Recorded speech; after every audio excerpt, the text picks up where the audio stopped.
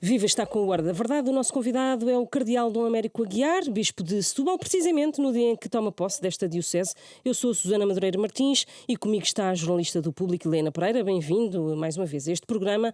Pode dizer-se, Dom Américo, que aceitou ir para a diocese de Setúbal, a diocese que ninguém queria? Há mais de um ano que esta diocese de Setúbal estava vacante.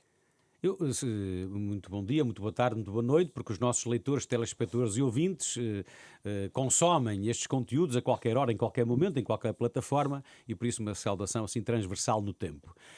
Que ninguém queria, eu não posso validar se queriam ou não queriam. Daqui a 100 anos, quando se fizer a história e se tiver acesso aos documentos, podem ir lá ver se queriam ou não queriam, se isso é verdade ou não. Agora, para mim, foi corresponder a um pedido, a um envio, mais uma missão, que neste caso o Papa Francisco me pede e que a Igreja me pede, e eu, tal como já assumi todas as outras, também assumo esta, peguei na tal mochila com o kit e o necessaire, e aqui vou eu para Setúbal, todo contente e feliz, numa chave de leitura que para mim é particularmente emotiva, tem a ver com o Dom Manuel Martins, o primeiro Bispo de Setúbal, meu conterrâneo, e que me levou nestas semanas e meses a viajar no tempo, a reencontrar-me com ele, a relembrar histórias, momentos, acontecimentos, e estou com saudades do futuro. Não sei quem é que disse isto alguma vez, mas gostei. Estas saudades do futuro, e estou mortinho cheio de vida, a anunciar Cristo vivo às pessoas de boa vontade da Península de Setúbal, que constituem esta diocese, que vai fazer 50 aninhos, até é quase da minha idade. Dom Manuel Martins, que mencionou, era conhecido como o Bispo, ficou conhecido como o Bispo Vermelho, por denunciar situações de pobreza extrema na Península de Setúbal e pressionar o governo na altura. Dom Américo será o Bispo ou o Cardeal Vermelho? Eu Neste dizia caso? há dias a brincar, não há bispo mais vermelho que um cardeal, até pelas suas vestes cardinalícias. Mas sim, sem dúvida nenhuma que estarei particularmente atento e tentarei fazer caminho com todos. Todos. O Papa Francisco, aqui há tempos, ao falar dos bispos, dos pastores, dizia que devem estar disponíveis para ir à frente, a puxar as pessoas, devem estar disponíveis para ir atrás, para ninguém ficar esquecido, para trás, e devem ir no meio, quando é necessário também que isso aconteça. E é essa a diversidade de situações e de posições e de sensibilidades que eu quero tentar corresponder, partindo do princípio que, nesta altura do campeonato, eu sou o único que não sei nada da Diocese de Setúbal. E por Não isso sabe? sei aquilo que nos mídia, eu considero-me um cidadão minimamente informado. Vai à Faço Bela por isso. Vista, ao bairro do Segundo Torrão. Já começou a pensar por onde é que vai começar Sim. essa visita? E eu na sexta-feira, na sexta e no sábado, vou tentar, logo nas primeiras 48 horas, vou tentar fazer algumas visitas chamadas institucionais, para ficar logo imediatamente liberto para outro território. Mas vou saudar as forças de segurança, a PSP, a GNR, o Instituto Politécnico, o Hospital, E depois disso? o Vitória, vou-me fazer sócio do Vitória, como é óbvio.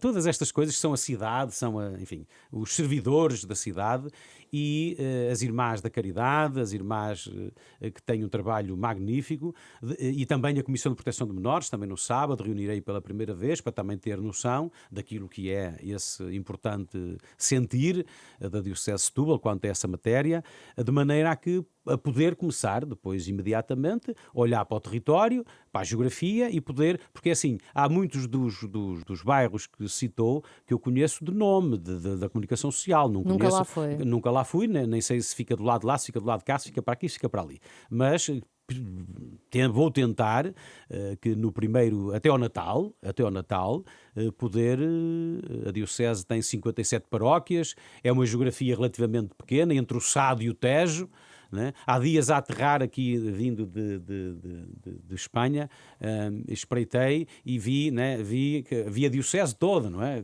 O avião permite fazer isso, entre o Sado e o Tejo, e é uma porção do povo de Deus que eu também tenho noção que tem de tudo. Tem pessoas com vidas folgadas, com capacidade material, tem pessoas que vivem situações muito difíceis, tem muito potencial. Aliás, esta coisa E até nova... ao Natal pretende exatamente fazer o quê? Pretendo conhecer, acima de tudo, conhecer todas estas situações para poder depois dar um apoio, ou poder dar uma opinião, ou poder fazer caminho com essas situações diversas que estão no território.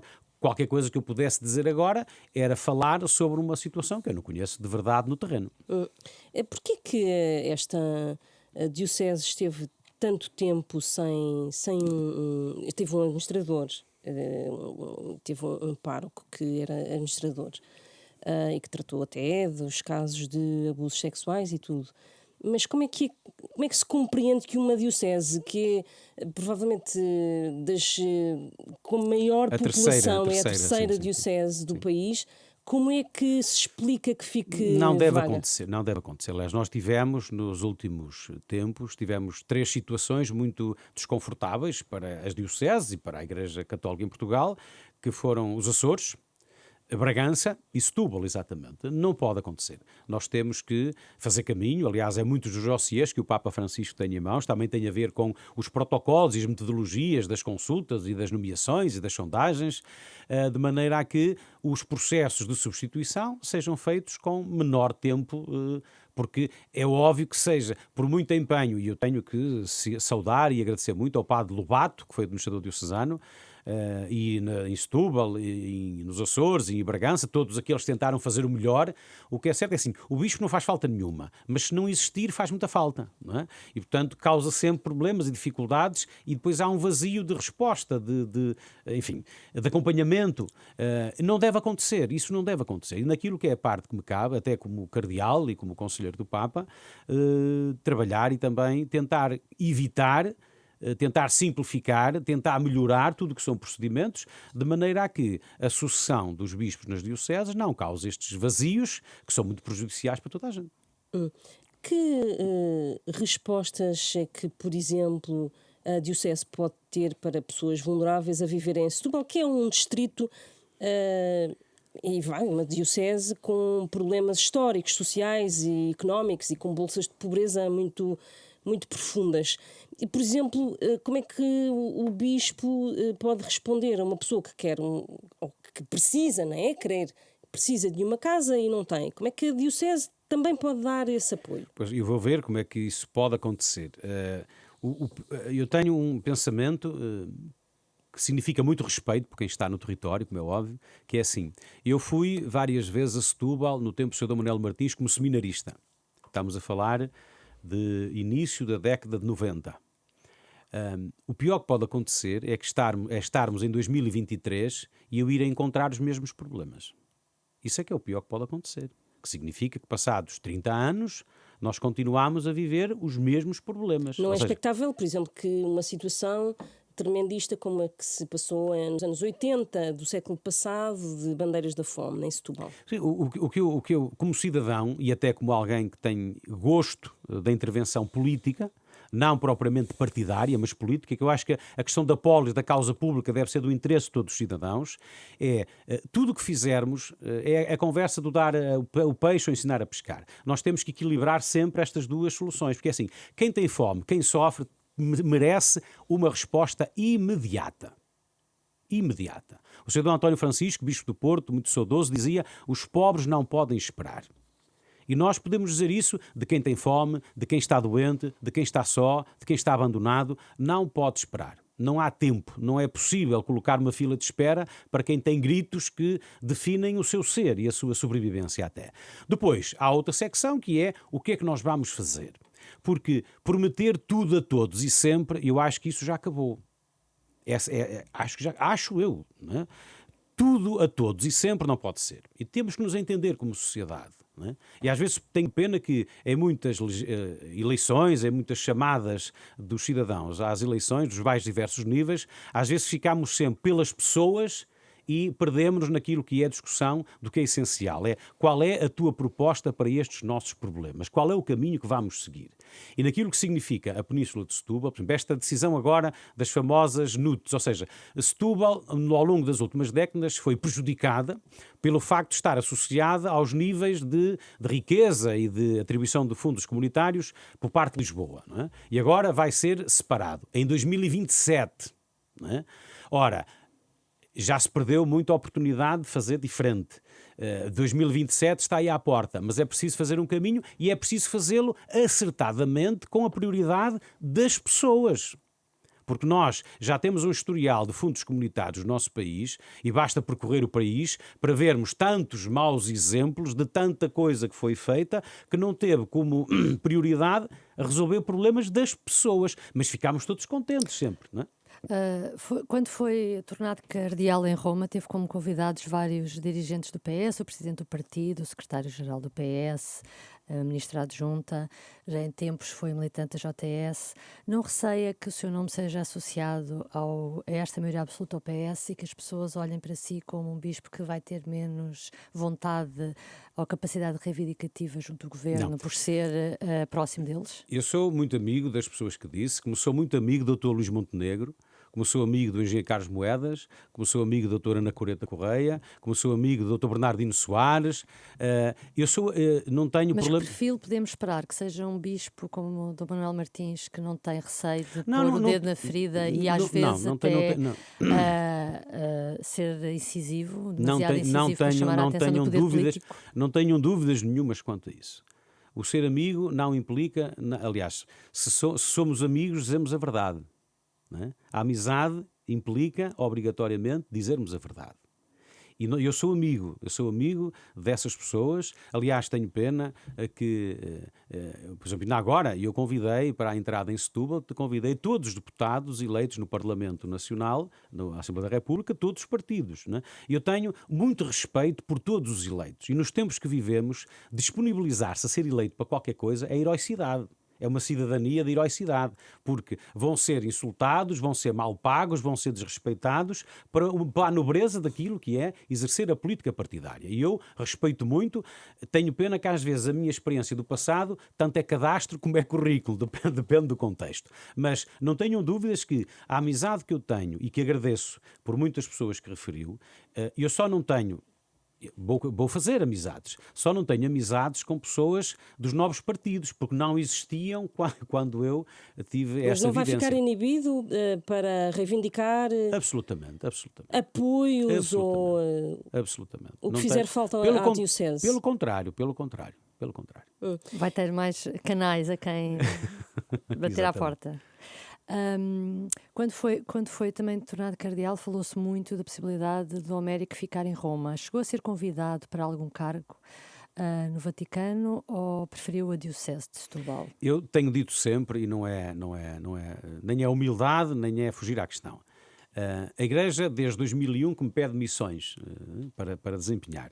E naquilo que foi esta altura, eu sabia que terminada a Jornada Mundial da Juventude, que outras missões e outras circunstâncias haviam de aparecer. Depois fui surpreendido com o 9 de julho, com a criação de cardeal, que nas nossas conversas de café e noutros sítios é muito associada à possibilidade de poder ou não desempenhar funções, digamos que nos serviços de Roma. Naquilo que foram as minhas conversas com o Papa, sempre foi esta partilha também de amizade fraterna, de avô, de neto, de pai, de filho, de sucessor de Pedro, de cardeal, de padre e de bispo, que é, Santo Padre, aquilo que o Santo Padre quiser e precisar e sempre. Não é? Mas deu-lhe alternativas, é essa a questão. Se, olha, Não vou responder. Não. Todas as conversas que eu tenho com o Santo Padre... preferiu Setúbal ou recusou convites? Eu posso dizer-vos que esta missão, esta nobre missão, primeiro é muito querida do Papa Francisco. Ele falou-me, das várias vezes que falámos de Setúbal, falou com muita propriedade. O que me dá muita alegria. Aliás, estou no próximo encontro que estiver com ele, já após tomada de posse, já poderei, não é, partilhar com ele alegrias, tristezas, sonhos, desaires daquilo que é Mas o pastor. O Papa quis que o cardeal estivesse mais próximo do terreno, é isso?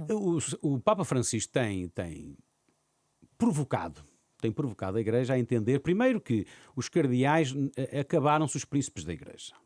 Portanto, isso acabaram-se. Aliás, há um autor que diz que deixámos ser príncipes da Igreja e passámos a ser príncipes de Francisco.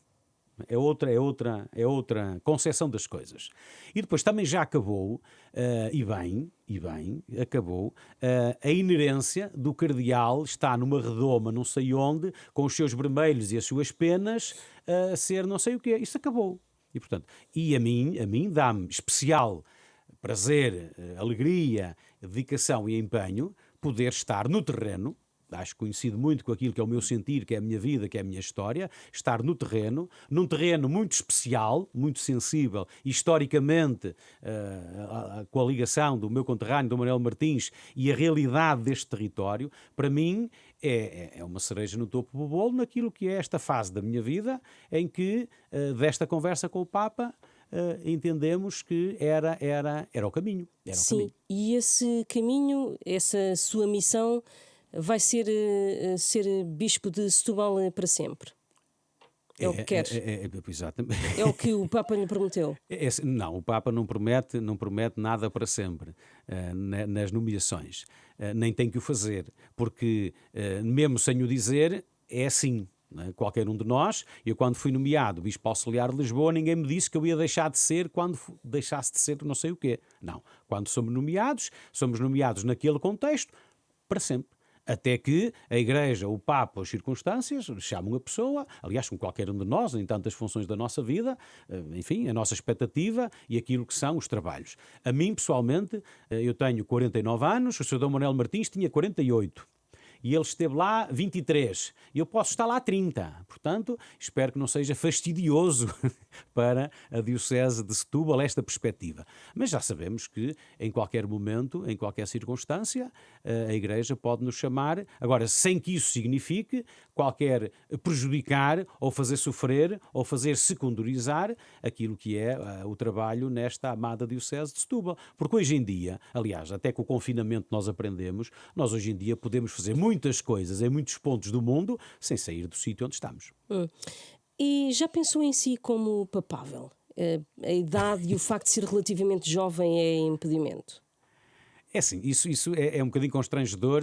A pergunta é muito interessante. Para o próprio é um bocadinho constrangedor. Eu gostava eu sei que fizeram caricaturas daquela conversa do Danoninho, não é? Do dia 9 de julho, que eu disse que me sentiam Danoninho. Eu acho que as pessoas de boa vontade entenderam. As pessoas que estão com menos boa vontade fizeram o que entenderam. Mas eu, nesta altura da minha vida, primeiro, continuo a dizer, passados estes meses, que estou-me a habituar. Não é? Estou-me a habituar porque aquilo que eu tenho, e como certamente muitos portugueses, a imagem que têm, porventura, a corrigir de um cardeal, não é esta. Não é esta. Não bate neste currículo, nem neste perfil.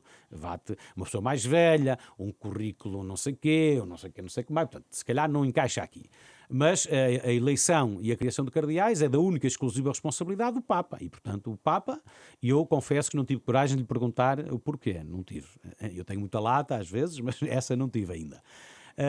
Agora, no dia, é a coisa que me causa mais transpirar das mãos e bater das pernas, de tremer, é um dia, daqui a muitos, muitos anos, é estar fechado na Capela Sistina, quando o homem disser extra omnes, e fecham-se as portas, e é como eu dizia há dias a colegas, a Fátima Campos Ferreira, não é, que fizemos 2 conclaves na RTP, é um dia destes, e eu estar do lado lá do fumo, estar do lado de lá, não é? E isso causa-me... Fazer parte do colégio eleitoral ou mesmo de um dos nomes?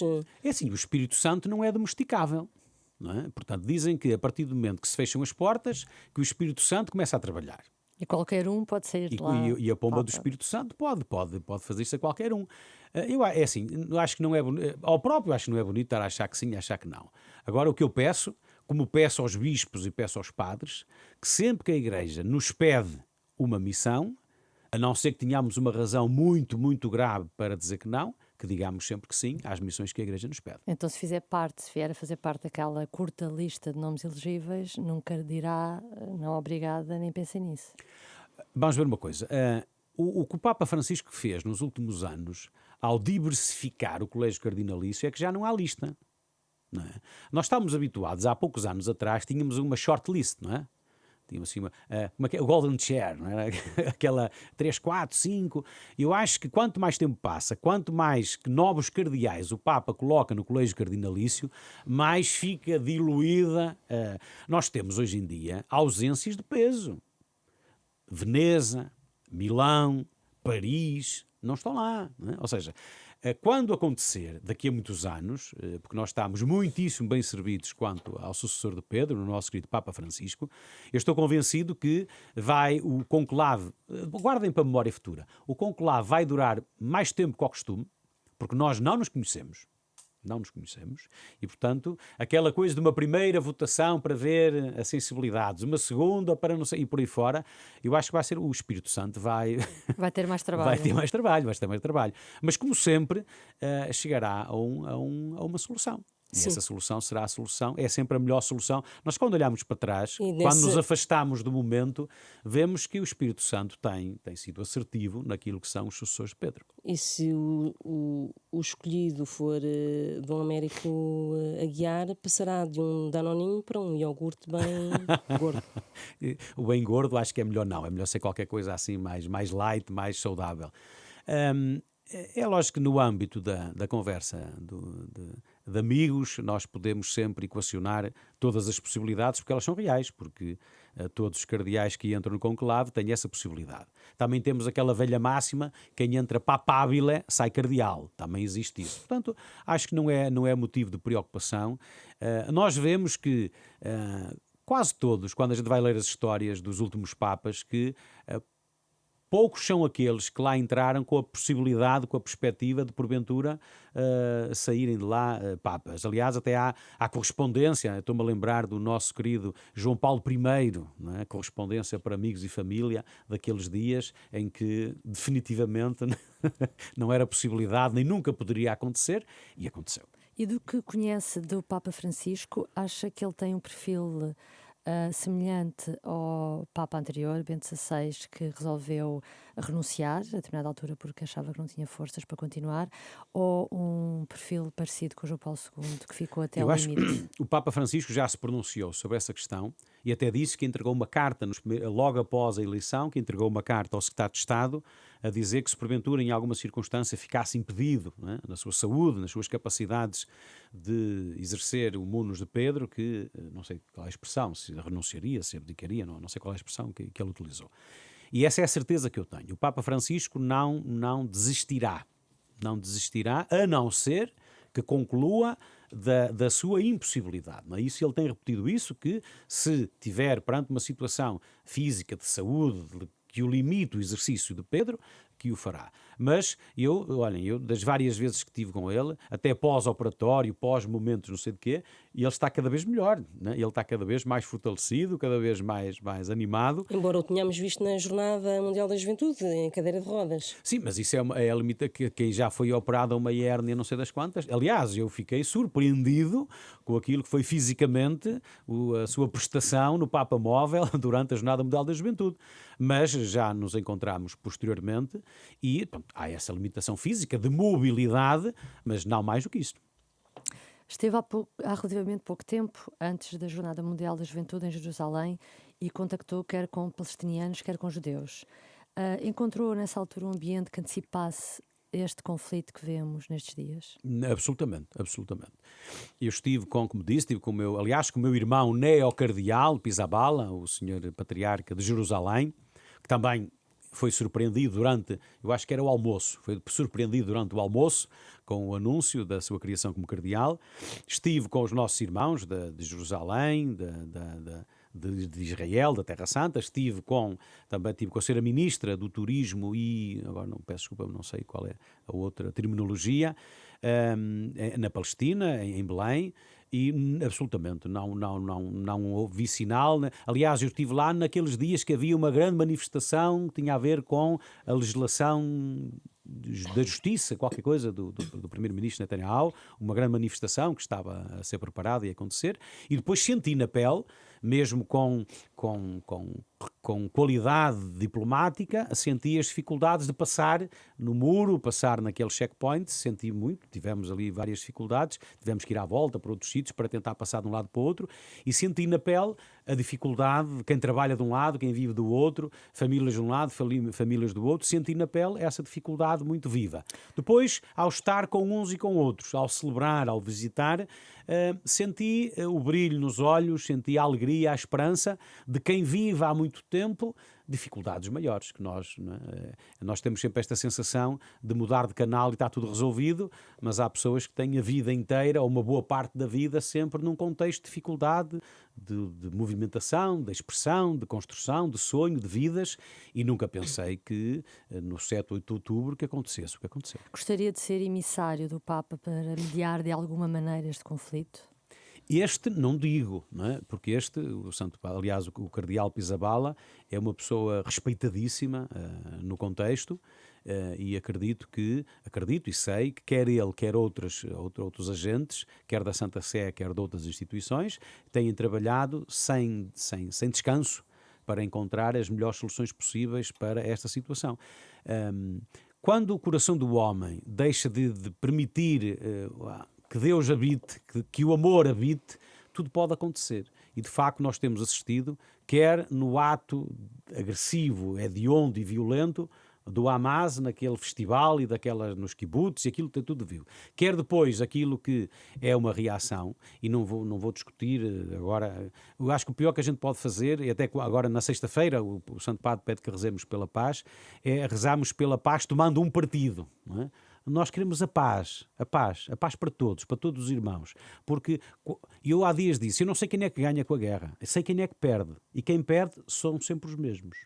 São as crianças, são os jovens, são as famílias, são os sonhos. E esses são os que perdem sempre. Eu vi esta noite, num dos canais de português, um documentário sobre a história do conflito Israel-Palestina.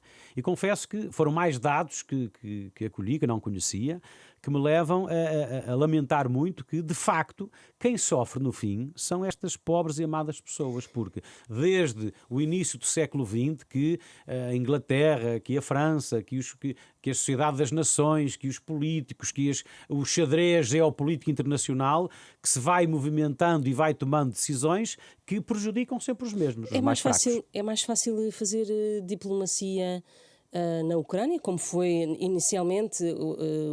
Houve cardeais que foram ao terreno, emissários do próprio Papa, que no início da guerra na Ucrânia foram ao terreno. É mais fácil a diplomacia na Ucrânia do que neste caso do conflito israelo-palestiniano. A paz e a guerra são sempre difíceis de intermediar. O Vaticano aqui tem agora, eu acho que mais cautelas. Eu acho que todos entendemos que estamos perante acontecimentos de natureza totalmente diferente. Não é? Ou seja, a guerra é a guerra, ponto. Agora, as raízes, as justificações e o puzzle, não é? de cada uma das situações são totalmente diferentes, não é? E implicam uma conjugação de esforços e uma diplomacia subterrânea totalmente diferente naquilo que é a tentativa de aproximação das partes, não é? E eu vi, e eu não posso deixar, nunca esquecerei, aquele nosso intento que tínhamos de juntar os jovens ucranianos e russos todos juntos e quando lá estive entendi que é preciso tempo. Não se pode sentar à mesa alguém que viu a sua família ser assassinada, a sua casa destruída e os seus sonhos destruídos, à mesa com a pessoa que fez isso, que matou, que destruiu e que eliminou. Não é? É preciso tempo. É preciso cicatrizar, é preciso confiança. E isso eu aprendi no terreno. Porque às vezes quando estamos longe, quando não sentimos, olha, como aquilo que falávamos de Setúbal, quando não sentimos com o pé no chão, podemos ter ideias muito bonitas, muito poéticas, que depois na realidade não podem acontecer. Agora, o que eu posso afirmar é que, quer no conflito do malogrado povo ucraniano, quer nesta situação da nossa querida Terra Santa, que todos os players, todos os agentes, todos os que podem, estão a fazer os possíveis por tentar corresponder ao grito do Papa, de parar imediatamente, um cessar-fogo imediato, como também disse o engenheiro António Guterres há dias, naquela cimeira do Egito, com os vários parceiros, porque nós não podemos continuar, eu acho que a imagem que o engenheiro António Guterres diz que é um castigo coletivo, não é? O castigo coletivo é qualquer coisa que nós não podemos permitir que aconteça e temos que falar ao coração de todos os intervenientes para que isso não continue. Relacionava agora com Setúbal, deixe-me só voltar a isso, à Diocese. Já se reuniu com a Comissão Diocesana de Proteção de Menores e Adultos de Setúbal, tem tido denúncias, vai reunir-se em breve? Eu há pouquinho referi que na sexta e no sábado, Sim. dos vários primeiros contactos que vou ter, está agendado no sábado, exatamente, Com a comissão. o primeiro encontro com a Comissão de Setúbal, para eu tomar conhecimento daquilo que foi o trabalho feito, de qual é o ponto de situação e o que é que temos em mãos para dar continuidade. E depois disso vai contactar as vítimas. Houve 5 casos nesta diocese. Vai querer falar com algumas dessas Não podia pessoas? ser de outra forma, não podia ser de outra. Eu em Lisboa tive, quando fiz parte da comissão, até ao momento em que houve a recomendação da Comissão Stress para que os eclesiásticos deixassem de fazer parte. E eu, o Sr. Patriarca, quase de imediato, fizemos alterações e eu deixei de fazer parte. Mas sempre que foi possível, aliás, quase todos os casos que foram reportados na altura, é interessante isto. Nós perguntávamos sempre às pessoas se queriam falar com um eclesiástico, com uma senhora, com um senhor, e quase todos quiseram falar comigo, não é? Com o eclesiástico, que é um bocadinho o contrário daquilo que é a percepção. E espera que se repita agora na Diocese de Setúbal. É assim, eu não sei, não sei nada daquilo que foi o processo e qual é a situação atual. O que eu posso dizer é que, ao tomar conhecimento, tomarei iniciativa, como é óbvio, como é a minha obrigação, de, no respeito pela liberdade de cada uma dessas pessoas que foram vítimas e que se apresentaram, de manifestar o meu desejo, a minha vontade, de os conhecer e de fazer caminho com eles, mediante a resposta depois cada um dará. Sobre a Jornada Mundial da Juventude, sempre disse que a Igreja não ia ficar com tostão. O que é que nos pode dizer? Houve lucro? Como é que estão as contas? Quando é que elas vão ser tornadas Sim, nós públicas? estamos a terminar esse processo. Eu há dias dizia a brincar, pedia desculpa, mas correu bem e deu lucro. Não é? Porque às vezes em Portugal parece que temos um fado, não é? De as coisas correrem mal e darem prejuízo. Não foi o caso. Mas não foi o caso e nós estamos... É assim, eu aproveito para ajudar as pessoas a entenderem um bocadinho. As contas da Fundação, acho que todos entendem, fecham a 31 de dezembro. Não pode ser de outra maneira, não é? Portanto, a 31 de dezembro as contas fecham. Depois eu penso que até meados de março, há um tempo que são as obrigações, não sei explicar. Portanto, a partir daí entra a Deloitte, que é a auditora, que nos diz que maio, junho, poderá, se tudo correr bem, entregar-nos a auditoria fechada para podermos então apresentar, divulgar tudo direitinho, porque eu peço, eu tenho este compromisso com Portugal, os portugueses, peço que gostaria que no fim se queixassem, não de que acham bem ou acham mal, que isso é a liberdade de expressão de cada um, mas que a única coisa que se queixassem é de excesso de informação. Sim, então, mas vamos ao que interessa. Nesta altura do Lucro. campeonato... Quanto é que pode, na ordem de quanto é que está à espera? Nesta Porque altura, diz com segurança que vai haver. Nesta altura das coisas, nós estamos quase a fechar os pagamentos da alimentação. É um processo burocrático, não é? Estamos a falar de muitos players, estamos a falar de milhões de valor. Depois já há queixas de alguns fornecedores que ainda não receberam o que foi contratado. A revista Sábado dava conta há pouco tempo de um caso de um pequeno empresário de Loures. Sim, mas estamos a misturar os assuntos. Sim, eu vou já lá. Portanto, nós estamos em várias frentes com a equipa da jornada, que não são profissionais, volto a dizer, portanto, é um grupo de trabalho que tem sido fortalecido, reforçado para corresponder. E eu acredito que mais 15 dias, 3 semanas, e nós temos fechados quase a maioria dos pagamentos das principais frentes. Estamos a falar da alimentação, estamos a falar dos transportes e estamos a falar dos serviços, digamos assim. E tudo isto vai permitir nós começarmos a ter noção daquilo que foi efetivamente o cumprir do que foi orçamentado e aquilo que foi a diferença em relação à expectativa que tínhamos. O que é que, nesta altura, eu já posso partilhar que correu melhor do que o que a gente esperava? As inscrições. Né? Nós acabámos por ultrapassar o número mágico dos 400 mil, né? Que não tínhamos expectativa. Não tínhamos expectativa. Nós sabíamos que a Cracóvia tinha ficado nos 300 e tal mil, e sabíamos que Madrid, 2011, tinha ultrapassado os 400 mil. E, devido a muitas circunstâncias, devido a muitas situações, do Covid, da economia, da segurança, disto, daquilo, tínhamos algumas dúvidas quanto ao que isso significasse. E o que é certo é que No final, encerradas todas as inscrições, nós ultrapassámos essa barreira dos 400 mil inscritos. Estamos a falar de muitos diferentes. Estamos a falar de pessoas de inscrição de sábado e domingo, estamos a falar de inscrição da semana toda e estamos a falar de coisas muito pontuais ou na totalidade. E, portanto, a inscrição de 400 mil pessoas significou um oxigénio que nós não contávamos ter. Depois, a participação da sociedade civil, quer das empresas, quer dos voluntários, não é? Tudo ultrapassou aquilo que foi a nossa expectativa. Os donativos das empresas foi uma coisa que falámos daqui, sim, numa entrevista destas. Os donativos, mais do que o cash, dinheiro, serviços. Ou seja, as empresas dizerem assim, olha, nós não temos dinheiro para lhe dar, mas o que precisar cada empresa, olha, nós fazemos portas, nós fazemos roupa, nós fazemos não sei o quê, esteja à vontade. Não é? E, portanto, eu sou muito agradecido àquilo que... E por isso é quando eu digo da gratidão a todos, é mesmo isso, porque quer os médicos, os enfermeiros, os polícias, as forças armadas, as empresas, a sociedade civil, os parceiros sociais, todas as pessoas, todas as áreas da sociedade portuguesa se disponibilizaram e esmagaram com a sua generosidade. Mas quando fala de lucro, não nos quer dizer na ordem de... Estamos a falar de quê? Eu não quero para não ter de corrigir, porque eu acho que depois é um soundbite que depois é assim, corrigiram.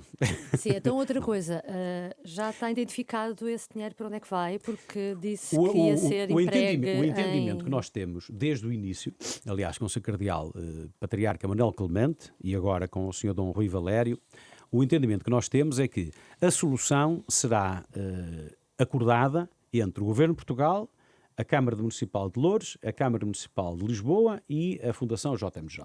Não é? Ou seja, dar um destino a este dinheiro para... eu pensei que fosse a Igreja sozinha a decidir. Não. E porquê que é assim? Nós temos consciência, eu tenho consciência, como cidadão, como bispo, como responsável da Jornada Mundial da Juventude, que se não fosse o apoio do Estado, que não era possível chegarmos a estes números. Absolutamente.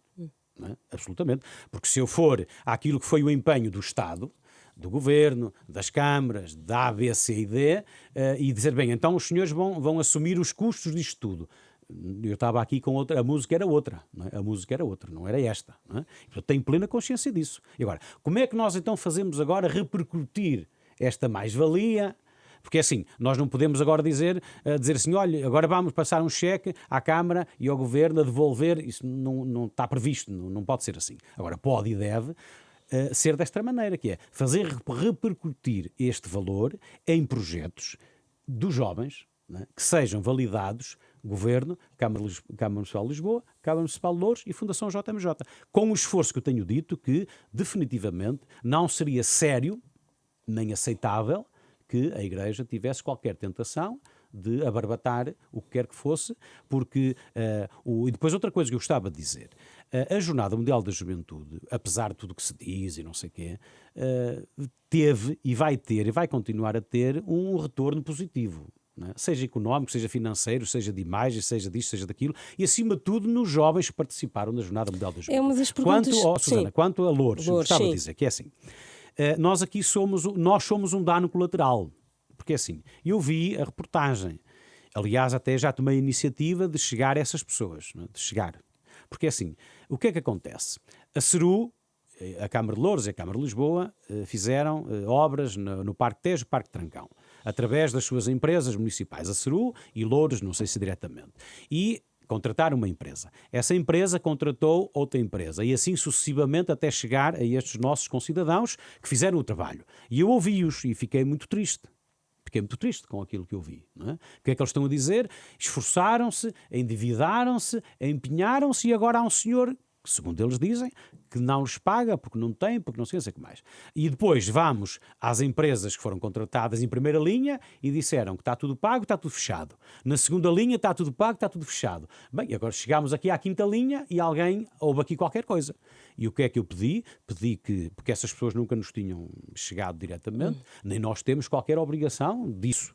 Tenho, acho que moral, obrigação moral tenho, de ouvi-los e tentar, da parte da Fundação JMJ, tentar fazer alguma coisa que os ajude, porque é muito triste eu trabalhar caso, e será chegar ao a fim. própria Fundação que se chega à frente e pagará esses fornecedores. É muito triste e eu fazer um trabalho e no fim não receber o devido. Como é muito triste eu trabalhar e chegar ao fim do mês e o meu ordenado não permitir corresponder às minhas obrigações. A frase da jornada, e até a disse já aqui, é uma repetição do todos, todos, todos. E já a viu aplicada desde então pela Igreja no terreno? Ou ainda está tudo a assimilar a mensagem e o que o Papa disse? Ou pronto, a jornada já passou e podemos voltar à nossa rotinazinha? Olha que não. Não, é assim, a Igreja em Portugal, nós não podemos esquecer que é um puzzle. São 21 dioceses. E que as velocidades e as capacidades de resposta e de trabalho no terreno são diferenciadas em todas as temáticas. Às vezes isto é uma mais-valia e outras vezes nem por isso. Não é? E, portanto, há velocidades e há sensibilidades e há capacidades diferenciadas no território. Mas eu tenho recebido de todo o país, da parte dos jovens e das estruturas da pastoral da juventude, muitas coisas positivas, interessantes daquilo que vai acontecendo e também na Europa e no mundo. Nós temos recebido, eu gostava de vos dizer que, quando foi do consistório, e eu saudei todos os meus irmãos cardeais, de quase todos, de todo o mundo, uma palavra de gratidão pelas jornadas de Lisboa. Não é? Fiquei todo orgulhoso, todo babado daquilo que significou para o mundo inteiro e nós, ainda hoje continuamos a receber de conferências episcopais do mundo inteiro agradecimentos por aquilo que foi a sua experiência, o seu trabalho. Agora, nós temos aqui um grande tesouro que temos que o tratar. O Papa terminou em Oeiras, no encontro de voluntários, dizendo que isto era como a onda de Nazaré e que tínhamos que surfar. Ora, nós ao aproveitarmos, eu não sei a nomenclatura dos surfistas, mas ou temos que aproveitar o flat, não sei dizer, posso ser mais geneira, mas temos que aproveitar a onda, ou então vamos descer e não vamos aproveitar a onda. E, portanto, esta onda, o não tenhais medo, sonhai, lutai, construí o futuro, construí um mundo novo, sejam protagonistas da vossa história. Isto tem que fazer eco no coração dos jovens do mundo inteiro e, de modo especial, dos jovens portugueses. E não afogar, não é? Absolutamente. Da onda. Pegando nessa frase que já aqui dissemos, do todos, todos, todos, da jornada e adaptando à proposta de orçamento do Estado, do Governo, são todos, todos, todos abrangidos nesta proposta ou do que conhece do diploma há falta ali qualquer coisa para alguns? Falta sempre. Nós podemos. Eu nunca gostava de ter, não sei se é possível, gostava de um dia, tenho que pedir ao Sr. Primeiro-Ministro se me autoriza, gostava de assistir um dia a uma reunião do Conselho de Ministros do contexto de preparação do Orçamento de Estado. Porque deve ser como nas nossas casas. Ou então quando estamos na cama e o cobertor é curto. Um puxa, fica os pés fora, tapa os pés e fica... Portanto, eu acho que deve ser assim.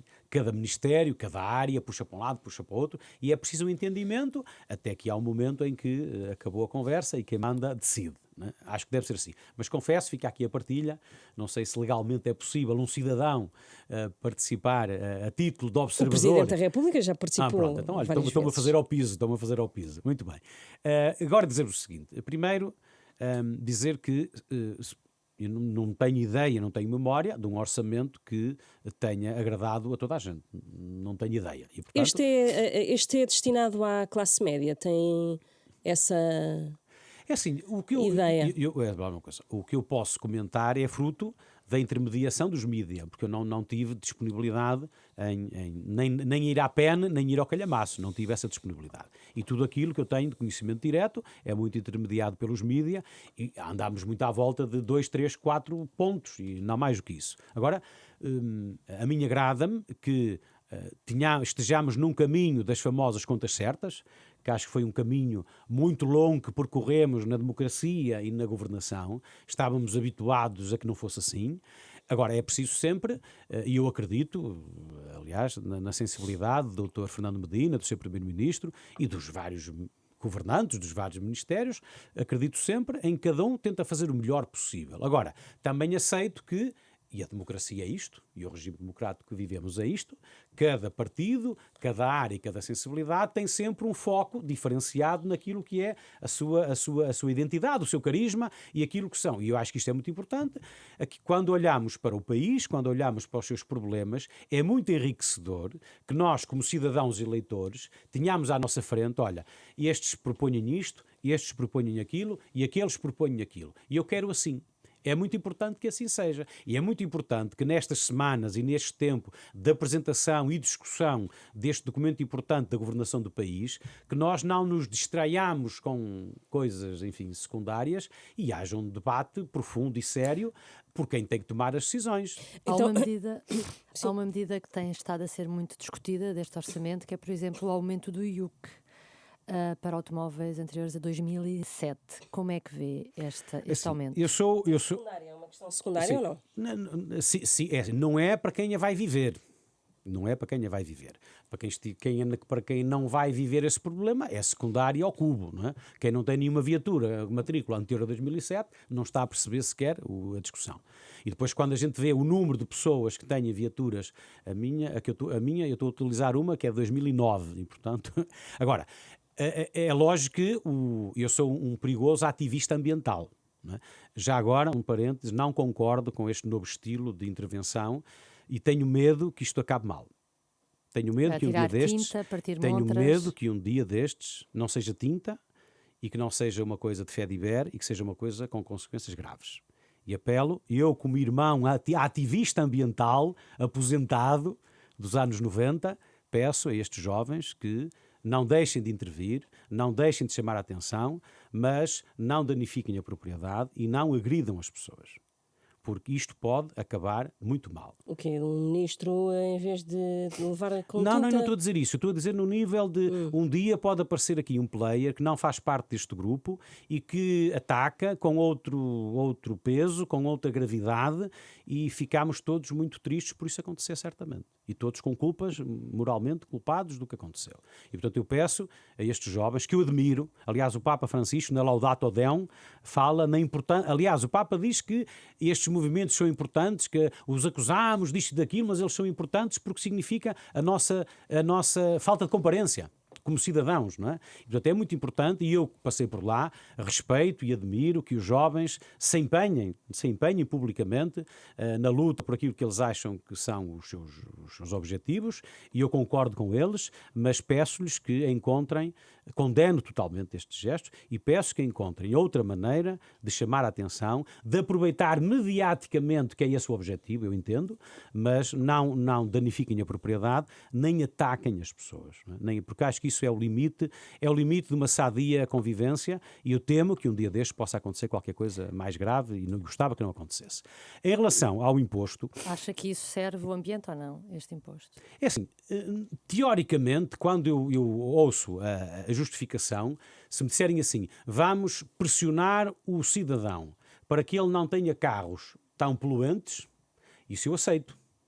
Mas depois dizer assim, mas eu tenho um carro poluente não é porque me apetece. Tenho um carro poluente porque tenho falta de meios materiais para o substituir. E, portanto, porque é 300 mil, não sei qual, o número que dizem, já não me lembro. Bem, mas essas centenas de milhares de proprietários de carros com matrícula anterior, se excluirmos então os de carinho, os de paixão e os de coleção, temos muita gente que é de usufruto diário, não é? E aí temos que encontrar. E, aliás, eu ouvi a ministra Vieira da Silva dizer que o Parlamento agora tem que fazer o seu caminho e tem que fazer o seu trabalho. Viu nisso uma abertura para mudanças na eu vejo, lei se nós conseguirmos penalizar, se nós conseguirmos sensibilizar os proprietários que têm essas viaturas e que têm capacidade material para alterá-las e, ao mesmo tempo, permitir que os que têm essas viaturas possam ter condições de mudar de viatura, eu acho que era o melhor dos dois mundos, conseguir essa solução.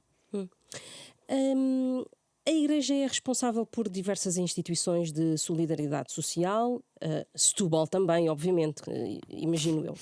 Há decisões como a do aumento do salário mínimo nacional que mexem com estas instituições.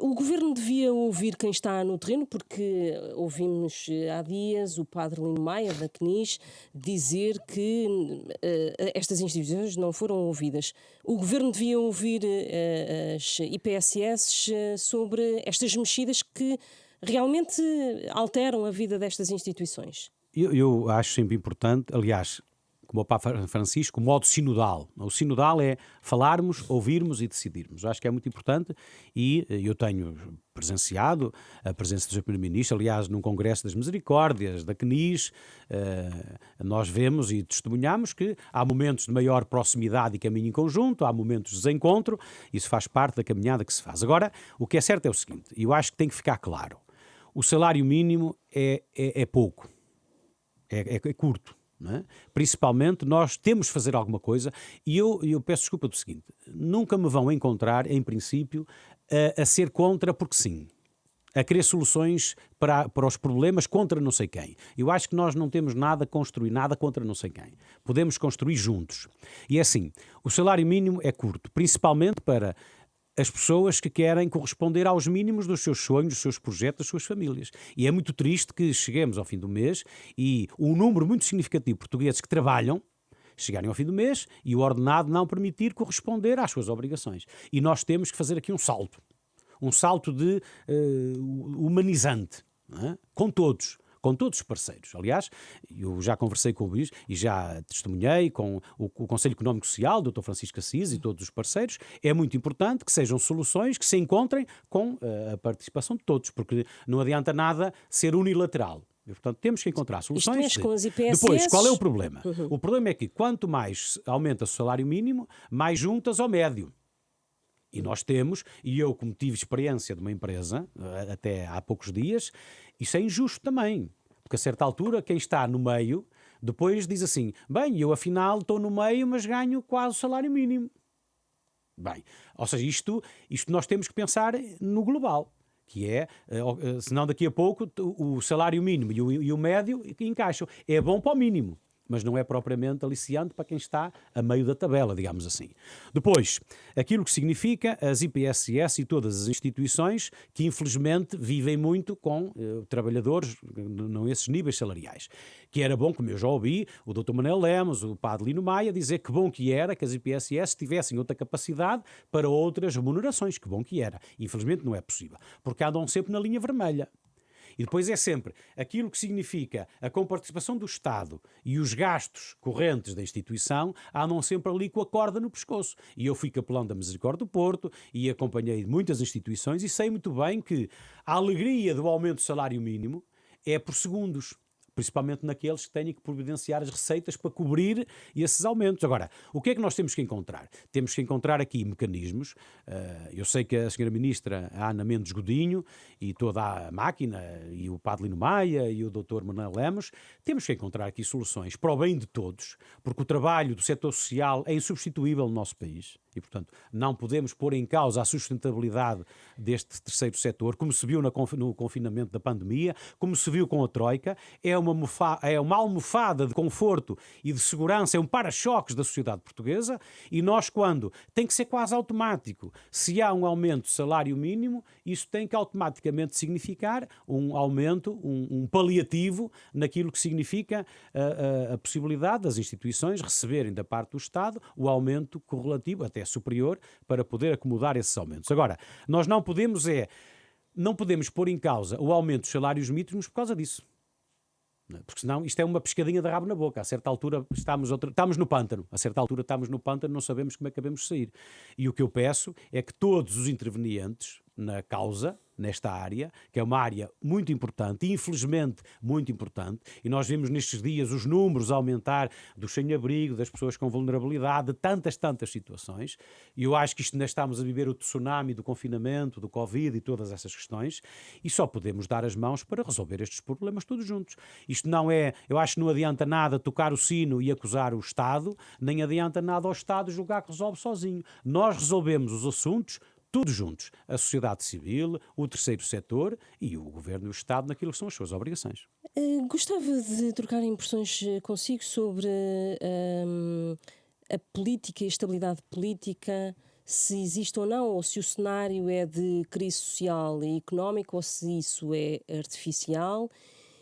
E se, por outro lado, gostava de ouvi-lo sobre isto. Em que estado é que nós estamos? E depois gostava de lhe fazer outra pergunta. Então é assim, ligada com isso. eu tenho pena que aquilo que foi o quadro resultante das eleições legislativas no nosso país, com uma maioria absoluta de um partido, que não tenha criado um ambiente e um contexto em que podemos concordar ou discordar, mas que se sentisse que as coisas correm, que as coisas acontecem, não é? Porque vivemos durante demasiado tempo com precalços, com casos e casinhos, com situações, com ruídos, que não abonam absolutamente nada para aquilo que são as urgências e os problemas e as dificuldades que o país tem. E eu acho que isso não é positivo, não é? E acho que todos os agentes, todos os responsáveis partidários devem fazer um esforço por isso. Pelo menos... enfim, publicamente, nós termos a noção e a sensação de que, apesar dos fediveres, que o que é essencial está a ser concretizado. E há aqui muitas coisas que são essenciais. Por exemplo, o PRR, não é? É essencial que se concretize. E depois nós vamos ouvindo, né, nós vamos vendo, o Dr. Luís Marques Mendes, ao domingo, de vez em quando, mostra lá os gráficos da concretização, das percentagens, e de facto, às vezes fico preocupado daquilo que significa. Mas quando estamos no terreno, depois às vezes é diferente a realidade, mas também diferente de geografia para geografia. Mas é muito importante e, mais uma vez... seria triste chegarmos ao fim e ficarmos com a sensação que perdermos, porventura, uma oportunidade. Pode ser um fator de instabilidade. Sim, absolutamente, absolutamente. Gostava também de perguntar-lhe se causaria instabilidade se António Costa, Primeiro-Ministro, fosse para um cargo em Bruxelas, como tanto se fala, após as eleições europeias. Fica bem a um bispo cardeal dizer o futuro a Deus pertence, não é? Fica bem. É assim, eu acho que isso também é um fediver. Eu acho que é um fediver que aparece e desaparece mediante assim, as narrativas que vão acontecendo. É assim, eu tenho estima, amizade e respeito por aquilo que é o trabalho de ser Primeiro-Ministro, como tenho por todos os que exercem funções e que foram eleitos. Não é? Nós, a partir do momento que o Presidente da Junta, o Presidente da Câmara, o Primeiro-Ministro ou qualquer outro é eleito, o Sr. Deputado é eleito, merece-me todo o respeito naquilo que é o exercício da sua função, e eu até hoje não encontrei nenhum eleito que fizesse mal porque lhe apeteceu, que decidisse mal por mau feitio. Nunca encontrei. Mas não estamos a falar disso, sim, não é? Sim, não. Encontrei pessoas que tomaram decisões convencidas do melhor e que, de facto, era melhor não terem tomado essas decisões. Em relação ao Sr. Primeiro-Ministro, vamos vendo que, naquilo que significa as atuais lideranças europeias, até pelo seu tempo de duração de mandato, é uma figura que se sobressai daquilo que é o coletivo dos líderes europeus, não é? Portanto, é uma figura que se evidencia. E também se evidencia, e acho que é reconhecido pelos seus pares, na sua capacidade de fair play, de diálogo, de conversa, de entendimento, algumas vezes com sucesso, outras vezes nem por isso, não é? E, portanto, a mim não me repugna que, no futuro, possa acontecer que se enquadre essa possibilidade. Mas não creio que seja, pelo aquilo que é o meu conhecimento e a minha proximidade, não creio que seja um desejo do próprio. Não creio que seja. Agora, também, o futuro a Deus pertence, como já dissemos. Também falta avaliar se o exercício desses cargos acaba por ser bom ou mau para Portugal. Porque já tivemos muitos portugueses e portuguesas em cargos de responsabilidade mundial e que depois às vezes parece que o resultado é ao contrário. Isso vale a Para pena? não favorecer Portugal, não tomam as decisões ou não tomam não sei o quê. Isso vale a pena terminar um mandato ou abandonar um mandato a meio para isso? Eu tenho uma posição pessoal sobre eleições, derrotas, vitórias e demissões. Eu acho que o nosso país perde sempre quando depois de uma eleição todos empurramos os líderes a demitirem-se. Não é? Há uma eleição não sei de quê e perdeu, demitiu-se. Acho que isso é pobre para a democracia. Acho que é muito... Quer dizer, há os timings, há os ciclos, eu acho que sim. Mas o causa e efeito, eu acho que isso nunca é bom para a democracia, nunca é bom para o regime, porque depois, o que é que a gente nota? Nota que até internamente, imediatamente, já não há o foco na eleição, mas já há o foco no pós-eleição, não é? Aliás, o Churchill dizia que foi visitar o Parlamento Britânico com o neto e disse: aqui estão os meus inimigos, aqui estão os meus opositores. E o neto corrigiu: ó vozinho, não, é ao contrário, não, é mesmo assim, né? Os do meu partido são os meus opositores, e os meus, não, ou seja, isto infelizmente às vezes acontece e eu acho que se perde muito naquilo que é a maturidade e a capacidade, porque assim, um líder partidário, seja ele qual for, de qualquer partido, temos todos a ganhar que tenha algum lastro, algum conhecimento. Esta coisa de perdeu a eleição, vamos ler a eleição X com dimensão nacional, demite-me. E depois vem outro. E depois ganhou, demite-me. Ora, isto, eu pessoalmente não concordo. Se o líder tem plena consciência que aquele resultado é resultado, desculpem, da sua incompetência, da sua má leitura, não sei se, acho que sim.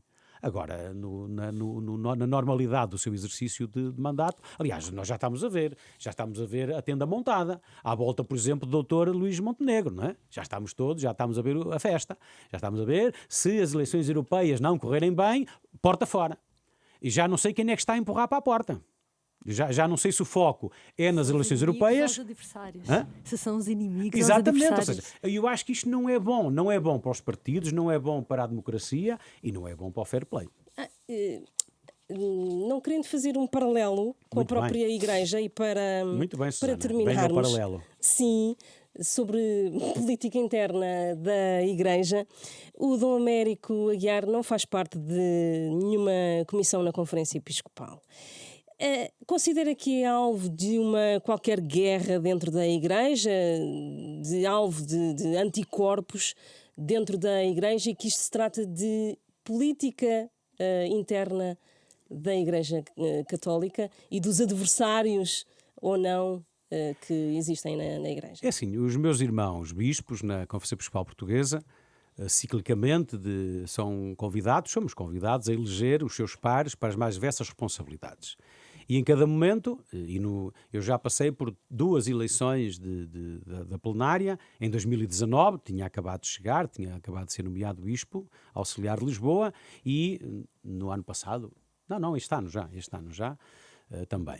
E os senhores bispos escolhem aquelas pessoas que eles acham as mais qualificadas, as mais preparadas, as mais não sei o quê, para exercer as funções e as tarefas que têm pela frente. E eu só posso agradecer e aplaudir àqueles que disseram que sim, que foram escolhidos pelos pares para exercer essas funções e ajudar naquilo que me é permitido. Quer dizer, eu sou um danoninho e, portanto... Sim, mas o Papa viu que não é? É cardeal, mas também dentro da sua própria instituição interna. Não, eu posso acreditar que os meus irmãos, atendendo aos trabalhos que eu tinha da Jornada Mundial da Juventude e tantas outras tarefas, me quiseram poupar. E, portanto, é uma leitura mais saudável, mais bonita, mais simpática. Está assim terminado este Hora da Verdade. Tivemos como convidado o cardeal Dom Américo Aguiar. É o bispo de Setúbal. Esta quinta-feira vai tomar posse desta diocese. A Hora da Verdade regressa na próxima semana.